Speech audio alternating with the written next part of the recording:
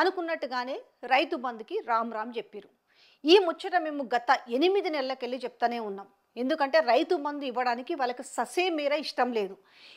ఏవైతే బీఆర్ఎస్ ప్రభుత్వంలో ఆనాడున్న స్కీమ్స్ని ఏవి కూడా వీళ్ళు కంటిన్యూ చేయడానికి ఇష్టపడతలేరా, లేక బడ్జెట్ లేక వీళ్ళు వీటిని ఎగనామం పెడుతున్నా అనే దానికి చూస్తుంటే మాత్రం రైతుల నెత్తిన మాత్రం ఇప్పుడు ఒక బండ పడేస్తున్నారనే చెప్పొచ్చు.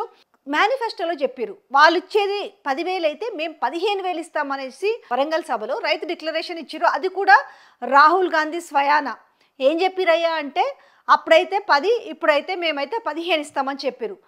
10 వచ్చుడు దిక్కులేని పరిస్థితి ఉంది. ఇలా ఏ రైతుల దగ్గరికి పోయి మాట్లాడినా కూడా బగ్గుమంటున్నారు. కాంగ్రెస్ గవర్నమెంట్ అంటేనే అసలుగా అలవిగాని మాటలు మాట్లాడుతున్నారు. నిజంగా చెవులలో రక్తం వచ్చేలాగా మాట్లాడుతున్న వైనం చూస్తున్నాం. పాపం కొన్ని కాంగ్రెస్కు సంబంధించిన మీడియా చూస్తుంటే కొంత వాళ్ళకి మంతపాడే మీడియా ఉంటుంది కదా, పాజిటివ్ బయటలు పట్టుకోవడానికి నానా తిప్పలు పడుతున్నారు. కనీసం కళ్ళల్లోకి పోయి అసలు సిసల రైతుల దగ్గరికి పోయే దమ్ము కూడా వాళ్ళకి లేదు. ఇప్పుడు ఏమైనా కూడా మాకు బోనస్ వస్తుంది, మాకు చాలా ఆనందంగా ఉంది అని మాట్లాడుతున్నారు. కానీ ఆ రోజు ఏం చెప్పారు, బోనస్ ప్లస్ రైతు భరోసా 2 ఇస్తామని చెప్పారు. అయితే ఈరోజు ఏం చెప్తున్నారు, తుమ్మల మంత్రి మాట్లాడుతున్నారు కదా, పక్కనే ఉత్తమ్ కుమార్ రెడ్డి గారు కూడా కూర్చున్నారు. సో జనాలందరూ కూడా రైతులందరూ కూడా బోనస్ అడుగుతున్నారు, వాళ్ళు ఏం కోరుకుంటే అదే ఇస్తామని చెప్తున్నారు. సో బోనస్ ప్లస్ మీరు రైతు భరోసా ఇస్తామని చెప్పారు కదా. ఆనాడు పిసిసి ప్రెసిడెంట్గా ఉన్న ఈనాడు ముఖ్యమంత్రిగా ఉన్న రేవంత్ రెడ్డి ఏం చెప్పిండు, ఆ డాష్ ఆయన 2 పంటలకే ఇస్తున్నాడు, 3 పంటలకు కూడా ఇస్తేందని మాట్లాడిన ఆయన. సో పక్కన మీకు వీడియోలు కూడా మీరు ఆ మాటలు స్వయాన వేస్తాం, ఒకసారి చూడండి. భూమి కలిగిన రైతులకు, కౌలు రైతులకు ప్రతి ఎకరాకు ఏడాదికి 15,000 రూపాయల పెట్టుబడి సాయం అందిస్తాం. ఇలా మంత్రి తుమ్మల మాట్లాడిన మాటలు కూడా మీరు ఒకసారి చూస్తే అర్థమవుతుంది ఆయన ఏం మాట్లాడుతుండ అనేది. ఇందాక చాలా మంది రైతులు మాట్లాడేటప్పుడు నేను విన్నా, అయ్యా రైతు బంధు కంటే అసలు మీరు బోనసే బాగుంది, అసలు మొత్తం బోనస్ పెట్టేయండి, మాకు బోనస్ ఇచ్చిన దానికే 12,000 నుంచి 15,000 రైతుకు వస్తున్నాయి, మీరు ఆ రకంగా చేసుకోండి అని ఆ పెద్ద ఆయన చెప్పినట్టుగా నాకు కొద్ది గుర్తు. కాబట్టి దయచేసి వాస్తవంగా మీకు ఏది లాభం జరిగితే అది చెప్పండి, ఆ స్కీములే కొనసాగిస్తాం. మేము ఆతురతా కొద్దీ మా రైతు బాగుండాలా, ఎంత ఇబ్బంది అయినా సరే రుణమాఫీ చేస్తాం, అదేవిధంగా రైతు భరోసా ఇస్తాం, బోనస్ ఇస్తాం, ఇన్సూరెన్స్ కడతాం, అది చేస్తాం ఇది చేస్తాం అని చెప్పి మిమ్మల్ని ఆశా పల్లకిలో ఊరేగించడం కంటే నిజంగా చెప్పి, న్యాయంగా చెప్పి, ధర్మంగా చెప్పి ప్రభుత్వానికి ఎంత ఓపుకుంటే అంతే చేస్తే రైతు నిలబడతాడని చెప్పి నా ఉద్దేశం. సో ఇక మీకు విషయం అర్థమైంది కదా. ముచ్చట ఏందయ్యా అంటే మెల్లమెల్లగా చెప్పేస్తున్నారు. ఎందుకంటే ఏదైతే ఒక వాళ్ళ ప్రభుత్వానికి అనుగుణంగా ఉండే మీడియా నుంచి బోనస్ అనే మ్యాటర్ని ఎక్కువ ప్రొజెక్ట్ చేస్తున్నారు. కాబట్టి మేము బోనస్ ఇస్తాము, రైతు బంధు కానీ రైతు భరోసా కానీ రైతులే కోరుకోవటం లేదు అనేది చెప్పే ప్రయత్నం కనిపిస్తుంది. అంటే అధికారంలోకి వచ్చి ఇంకా ఎన్ని రోజులు ఉంది, ఇంకొక 6-7 రోజులు అయితే సంవత్సరం అవుతుంది. డిసెంబర్ 9వ తేదీ ఇప్పుడు తీసుకుంటే మీకు 10,000, డిసెంబర్ 9వ తర్వాత నుంచి తీసుకుంటే 15,000.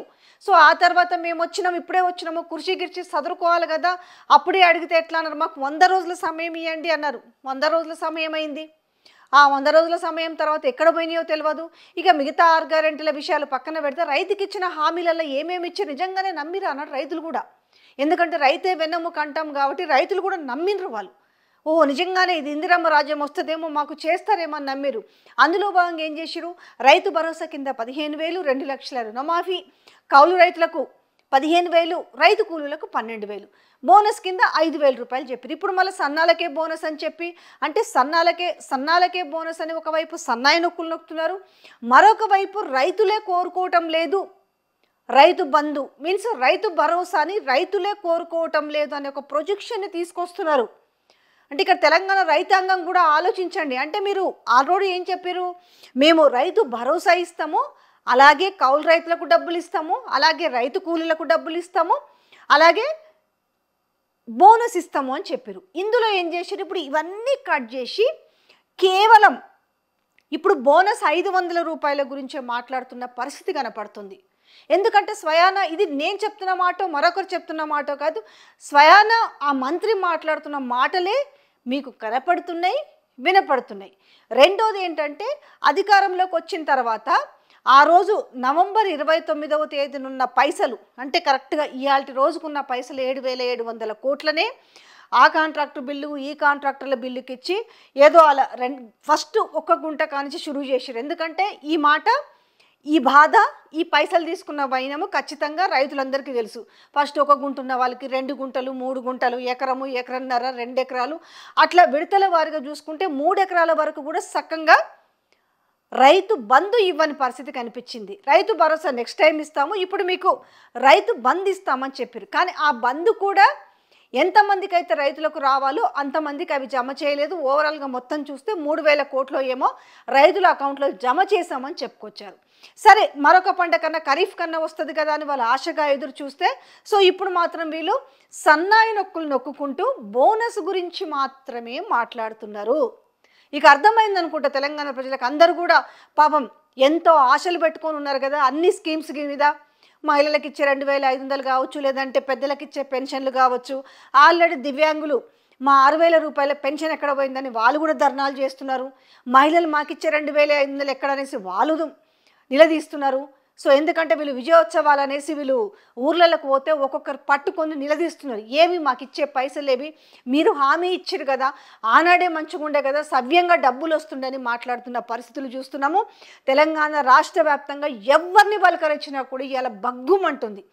కాంగ్రెస్ గవర్నమెంట్ తీసుకునే ఏ నిర్ణయాన్నైనా కూడా ఈరోజు వాళ్ళ ముఖానే కొట్టే పరిస్థితి ఉంది. ఒక లగచర్ల ఇష్యూ చూసుకుందామా, లేకపోతే దిలావర్పూర్ ఇష్యూ చూసుకుందామా, అంటే ఏదైతే రైతులకు ఇష్టం లేని పని చేస్తున్న రైతులకు హామీ ఇచ్చినది ఇవ్వకపోగా ఎదురుగా రైతుల భూములు లాక్కునే ప్రయత్నం చేస్తే వాళ్ళు ఎలాంటి ఉద్యమానికి శ్రీకారం చుట్టి ఈరోజు చూసినాం. సో మొత్తంగా చెప్పదలుచుకుంది ఏంటంటే రైతులకి పంగనామాలు పెడుతున్నారు, రైతునికి మోసం చేస్తున్నారు, రైతు ఒక నెత్తిన గుదిబండ పెడుతున్నారు.